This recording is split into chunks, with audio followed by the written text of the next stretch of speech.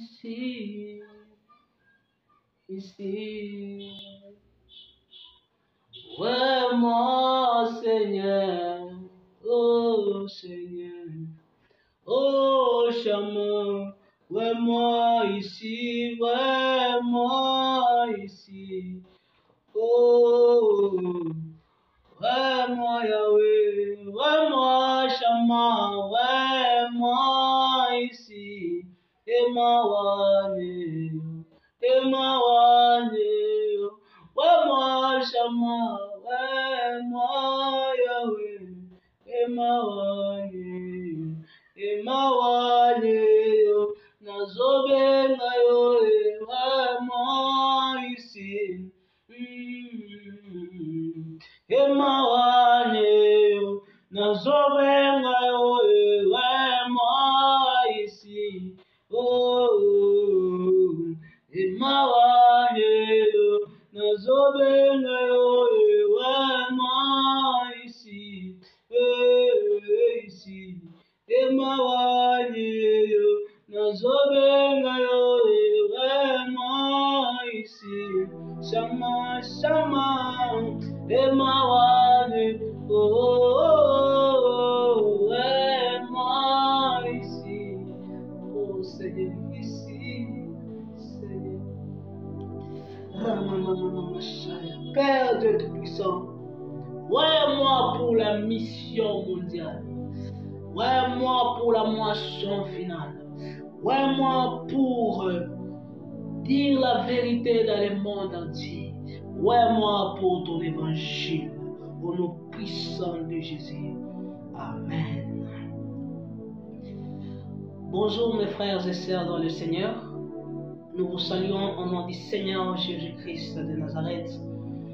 Aujourd'hui, je vais parler d'un thème très important et mon thème est intitulé « Garde ton cœur plus que toute autre chose ». Garde ton cœur plus que toute autre chose.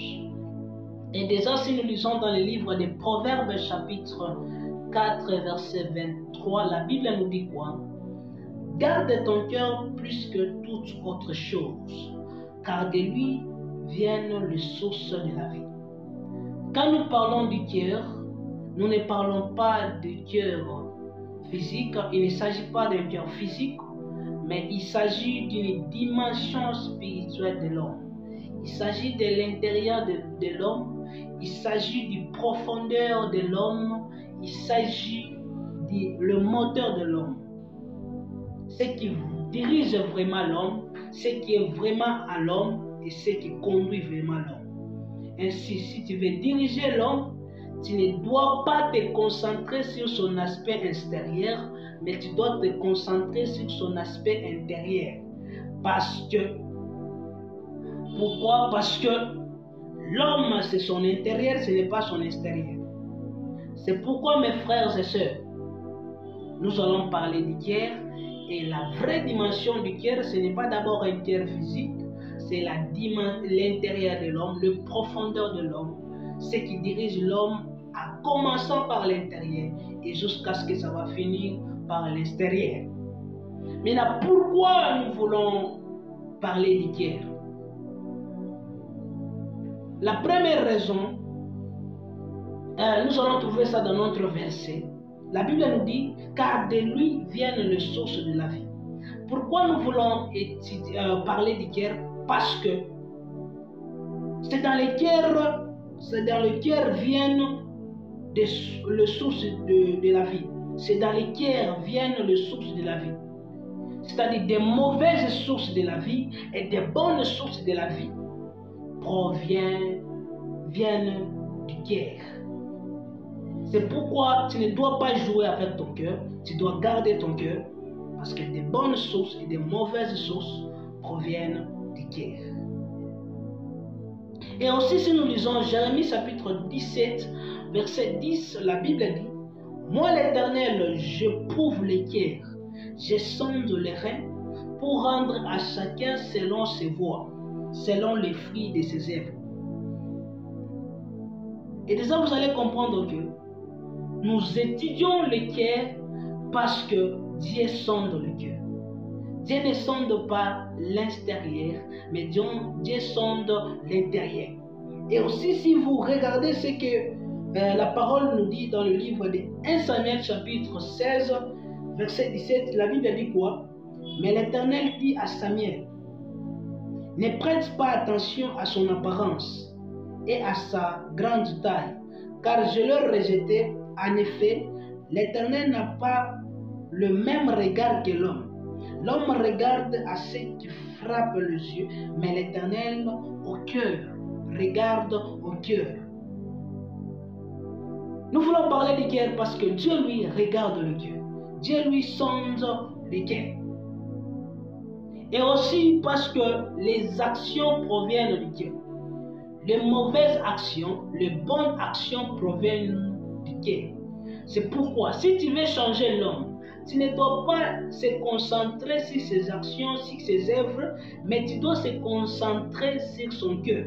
Parce que c'est de la plénitude de son cœur qui produit ses actions, ses bonnes actions ou bien ses mauvaises actions. Mes frères et sœurs. Et aussi, si vous lisez Luc chapitre 6, verset 45, la Bible dit, Luc 6, 45, l'homme bon tire des bonnes choses, des bons trésors de son cœur. Et les méchants tirent des mauvaises choses de son mauvais trésor. Car c'est de l'abondance du cœur que la bouche parle. C'est de l'abondance du cœur que la bouche parle. Si tu écoutes quelqu'un parler de mauvaises choses, si tu écoutes quelqu'un insulter, si tu écoutes quelqu'un, il est tenté de parler des paroles négatives, sa parole, je ne sais pas comment ça y est, et toi ne les critiques pas à travers sa parole, mais c'est de l'abondance du cœur. C'est pourquoi il faut se concentrer sur l'abondance du cœur de la personne. Il ne faut pas se concentrer sur les paroles de la personne. Parce que les paroles ne sortent pas au hasard. Les paroles viennent de l'abondance du cœur. L'homme ne parle pas au hasard. Ce que l'homme parle, ça vient vraiment du cœur. Ça vient dans son intérieur. Ça vient dans le profondeur de lui. C'est ce que l'homme libère par sa bouche. Aujourd'hui, nous voyons des chrétiens, ils ne parlent pas de la parole. Aujourd'hui, nous voyons des chrétiens, ils ne disent pas la parole, mais ils insultent, mais ils font des mauvaises choses. Pourquoi? Parce que c'est ce qui remplit vraiment son cœur. Ainsi, tu peux découvrir un mauvais chrétien à travers sa bouche. Enfin, tu peux découvrir un mauvais cœur à travers la bouche d'une personne. Parce que c'est de l'abondance du cœur que la bouche parle. Tu trouves quelqu'un, il parle mal, il est dans la médisance, il est dans les mensonges, il est dans le mensonge, il n'est pas dans la vérité. C'est de l'abondance du cœur. Un cœur qui est rempli de vérité va parler de la vérité. Un cœur qui est rempli de la prospérité va parler de la prospérité. Un cœur qui est rempli d'échecs va parler de l'échec, et cela, ça sera réalité dans l'extérieur. C'est pourquoi, mes frères, il faut se concentrer à l'intérieur de l'homme. Celui qui a un bon cœur, il va produire des bonnes œuvres. Mais celui qui a un mauvais cœur, il va produire des mauvaises œuvres. Il a un mauvais cœur, il va produire des mauvaises œuvres. C'est pourquoi ne vous concentrez pas à l'homme sur ses actions, sur ses œuvres, mais concentrez-vous sur la plénitude de son cœur. La main n'agit pas au hasard. Tu vois quelqu'un, il tape une personne, il n'agit pas au hasard. La main n'agit pas au hasard. C'est la plénitude du cœur, la plénitude du cœur qui pousse la main à agir. Vous voyez un chrétien qui se masturbe et vous dites pourquoi. C'est vraiment ce qui est dans son cœur. Garde mon cœur, garde ton cœur, car ton cœur c'est ton moteur, car ton cœur c'est ce qui te dirige, car ton cœur c'est ce qui conduit ta vie. Ce qui conduit ta vie, c'est l'intérieur de toi. Ce qui conduit ta vie, c'est vraiment ce qui est au-dedans de toi. même si au-dedans de toi, il y a un autre homme en toi, cet homme ne se manifeste pas directement, et dans l'apparence, il y a un autre homme qui se manifeste. Je t'informe que ce qui est à l'intérieur de toi finira par se manifester. Pourquoi? Parce que le temps révèle la vraie nature des choses qui est cachée dans le cœur. C'est pourquoi, mon frère, dès le départ, tu dois vérifier ce qui est en toi et de changer vraiment ce qui est en toi par la puissance de Dieu, par la puissance de la parole de Dieu. Ou sinon, si tu laisses la mauvaise nature influencer l'intérieur de toi, les profondeurs de toi, cela finira par se manifester. Finira par se manifester. C'est pourquoi la Bible nous dit quoi? Les mauvaises choses finiront toujours par se manifester. Les bonnes choses finiront toujours par se manifester. Regardez même Salomon. Salomon, mes frères et sœurs, il y avait un autre Salomon en lui et un autre Salomon dans le présent, dans l'apparence et dans le présent demande de la sagesse. Mais un Salomon impudique était en lui et ce Salomon s'est manifesté toujours. L'homme qui est caché en toi, s'il y a un orgueil qui est caché en toi, s'il y a l'impudicité qui est cachée en toi, dans ton cœur, dans ton intérieur, dans le fond de toi, s'il y a la rébellion qui est cachée en toi, cet homme-là finira par se manifester, C'est pourquoi, mes frères, veille sur ton intérieur, veille sur ton cœur.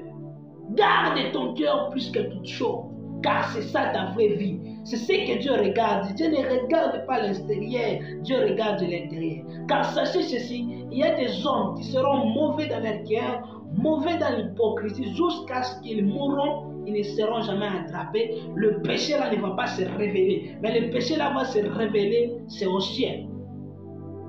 Garde ton cœur plus que toute chose. Mes frères, la question est donc de savoir comment l'homme peut garder son cœur. Peut-être vous pouvez vous poser cette question et je vais y répondre. Et je vais répondre d'une manière brève. Comment tu peux garder ton cœur? Oui, mon frère, tu as parlé, garde ton cœur. Garde ton cœur parce que ton cœur, les mauvaises actions proviennent du cœur mauvais. Les bonnes actions proviennent d'un bon cœur. Maintenant, comment je peux garder mon cœur?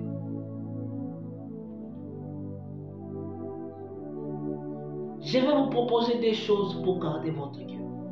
Et je vous assure que si vous allez pratiquer ces choses, vous aurez un bon cœur. La première chose pour garder ton cœur, c'est avoir la discipline de tes oreilles. Avoir la discipline de tes oreilles. Parce que ce que tu écoutes remplit l'intérieur de toi. Ce que tu écoutes, ce que tu lis et que tes oreilles écoutent va remplir ton intérieur, va remplir ton cœur. C'est pourquoi un chrétien, il est appelé à lire la parole de Dieu. Il est appelé à écouter la parole de Dieu. Il est appelé à écouter la musique chrétienne. Car c'est en écoutant cette musique qu'il va commencer à remplir son cœur de l'amour de Dieu, remplir son intérieur de l'amour de Dieu. C'est pourquoi il ne faut pas jouer avec vos oreilles. Il ne faut pas écouter n'importe quoi. Il ne faut pas écouter l'évangile qui n'est pas de Dieu. Il faut écouter l'évangile qui est de Dieu. Mes frères et sœurs, ne jouez pas avec vos oreilles. Car il y a d'autres personnes qui seront perdues parce qu'ils ont exposé leurs oreilles à n'importe quoi. Il faut savoir qui écouter, il faut savoir quoi écouter. Et ce que je vous dis d'écouter, c'est la parole de Dieu, parce que dans la parole de Dieu, il y a la vérité. Et il ne faut pas écouter n'importe qui n'est pas dans la vérité. Il faut écouter la personne qui est dans la vérité. Qu'est-ce que vous écoutez? Vous écoutez quoi? Car ce que vous écoutez va remplir votre cœur. Pour garder ton cœur, tu dois avoir la discipline de tes oreilles. Tu ne dois pas écouter toutes choses, mais tu dois écouter la parole. Tu dois écouter la parole, tu dois lire la parole. Et que en lisant, tes oreilles écoutent la parole, écoute la parole. Tu dois lire ta Bible, méditer sur la Bible. C'est alors que tu réussiras dans tout ce que tu feras. Pour réussir dans tout ce que tu feras, ton cœur doit être bon. Et pour que ton cœur soit bon, il faut méditer la parole de Dieu. Oh mes frères et sœurs, est-ce que tu lis ta Bible? Aujourd'hui, nous avons des chrétiens qui ne lisent pas la Bible. Ils sont chaque fois sur son WhatsApp. Il ouvre son WhatsApp, il ouvre son Facebook, il ouvre son TikTok, mais il n'ouvre pas la Bible toute la journée. C'est la stratégie du diable au temps de la fin, afin de ramener les chrétiens à avoir un mauvais cœur. La manque de la connaissance de la parole de Dieu, la manque d'écouter la parole de Dieu, la manque de lire la parole de Dieu. Comment tu auras un bon cœur, mais tu écoutes de mauvaises choses? Parce que c'est ce que tu écoutes va remplir ton cœur, va entrer dans l'intérieur de toi, va entrer dans ton subconscient. C'est pourquoi je le dis, un chrétien n'écoute pas n'importe qui, n'écoute pas n'importe quoi. Un chrétien, il écoute la parole de Dieu. Un chrétien n'écoute pas la musique mondaine. Quand on dit ça, il y a des chrétiens qui refusent. Un chrétien n'écoute pas la musique mondaine. Pourquoi? Parce que ce que tu écoutes, ton subconscient capte ça. Et cela, ça commencera à être réalité. C'est pourquoi vous écoutez de musique pour des personnes qui sont voyous, vous finirez par être des voyous. Pourquoi? Parce que ton subconscient capte ça. Et cela, ça deviendra la réalité dans la vie. Et dans la musique, il y a l'esprit qui est transmis dans la musique. C'est pourquoi quelqu'un qui chante par un mauvais esprit, l'esprit qui est transmis dans la musique, l'esprit, la source de la musique sera entré en toi et tu deviendras démoniaque parce que tu écoutes la musique d'un démoniaque. Mais vous ne comprenez pas même. La musique a changé l'atmosphère et quelqu'un a été guéri dans la Bible. Donc la musique démoniaque amène aussi des démons. La musique chrétienne amène les anges. La musique démoniaque amène les démons. C'est pourquoi mes frères, arrêtez d'écouter n'importe quoi. N'écoutez pas la musique mondaine. Il y a un chrétien qui a la musique mondaine dans son téléphone. Il faut effacer. Pourquoi? Parce que c'est là. Écoutez chaque fois la musique mondaine. Ça va remplir ton cœur de ça. Et ton subconscient capte ça. Et cela commencera à être réalité dans ta vie et dans ton aspect extérieur chaque fois que tu écoutes. Qu'est-ce que tu écoutes beaucoup? Tu écoutes beaucoup de païens. Tu écoutes beaucoup de mauvaises personnes. Comment ton cœur sera bon? Il faut écouter des bonnes personnes. Il faut écouter des personnes qui peuvent t'aider dans la foi. C'est alors que tu deviendras une bonne personne. Mais quand tu écoutes de mauvaises choses, tu écoutes la musique du monde, tu écoutes les païens, ton cœur sera toujours mauvais. Il faut écouter la parole. Il faut lire la parole. Il faut écouter la musique chrétienne. N'écoutez pas la musique mondaine au nom de Jésus. Parce que cela va influencer ton esprit. Et l'esprit qui est derrière la musique là va aussi t'influencer si vous ne le savez pas. Ce n'est pas question seulement des paroles. Oh, il y a des paroles grossières. Là, je n'écoute pas parce qu'il y a des insultes. Mais si on donne des conseils, mais je vous informe que ce n'est pas seulement les paroles qui est dans la musique. Il y a aussi les sources de la musique qui influence l'intérieur, le subconscient de l'homme. Et l'homme devient ce qu'il écoute. Parce qu'en écoutant, il y a la transmission de l'esprit, il y a aussi la transmission des paroles. C'est pourquoi il faut avoir la discipline de vos oreilles. La discipline de vos oreilles, c'est alors que tu auras un bon cœur. Garde ton cœur plus que toute chose, mon frère.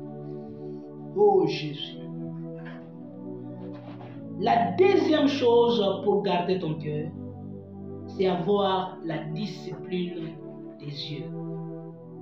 La discipline des yeux. Mes frères et sœurs, les yeux de l'homme est connecté à son cerveau, est connecté à l'homme intérieur. C'est pourquoi l'homme devient ce qu'il regarde. Écoutez l'histoire de David. David n'était pas allé dans la guerre et puis il a vu une femme qui s'est lavée. Il a regardé cette femme qui s'est lavée. En regardant dans son intérieur, tout a changé. Et qu'est-ce que David a dit? Amener cette femme, et David a couché avec cette femme. Pourquoi? Parce qu'il a regardé. Le regard, les yeux peut te donner un mauvais cœur. Et aujourd'hui, beaucoup de gens ont un mauvais cœur à cause de ce qu'ils regardent. Un chrétien doit avoir une discipline des yeux. Pourquoi? Parce que si tu n'as pas la discipline des yeux, mon frère et soeur, tu auras un mauvais cœur et tu feras des dégâts et des dégâts. Aujourd'hui, les gens n'arrivent pas à résister devant la tentation du diable, devant l'impudicité, devant la masturbation. Les gens n'arrivent pas à résister. C'est à cause de ce qu'ils regardent. Qu'est-ce que tu regardes, mon frère? Qu'est-ce que tu regardes, mon frère? Qu'est-ce que tu regardes, mon frère? Qu'est-ce que le diable a fait? Le diable a rempli ces gens des démons. Il a transformé la sorcellerie, il a rempli des gens de démons, afin de les remplir d'un esprit d'humilité, qu'ils puissent se déshabiller, afin de publier des films pornographiques. Et vous, les chrétiens, vous regardez. En regardant cela, ça touche ton intérieur, et tes pensées seront toujours des pensées pornographiques.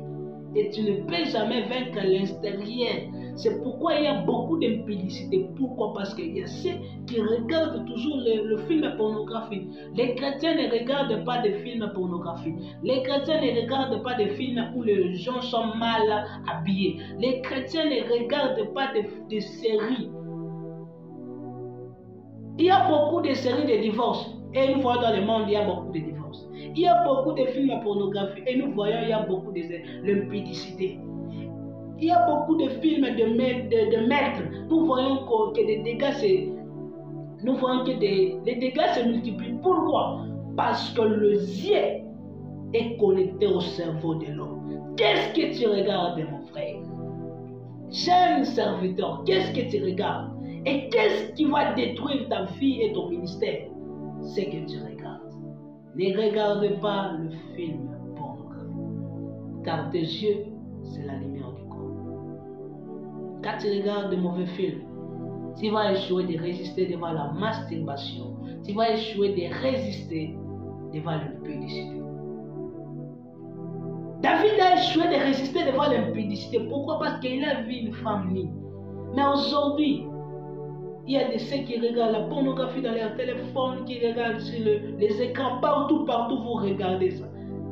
C'est pourquoi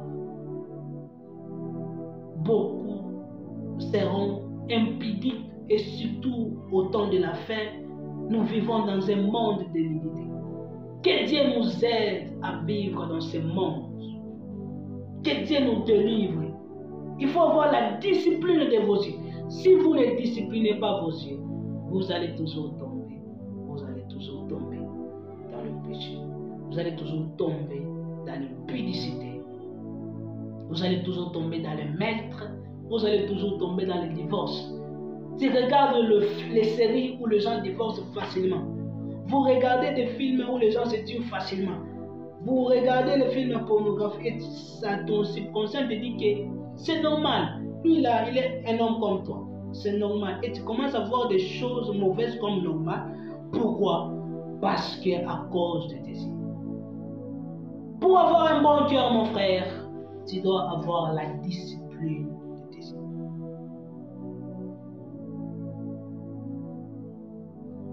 Prions pour le cœur, s'il vous plaît.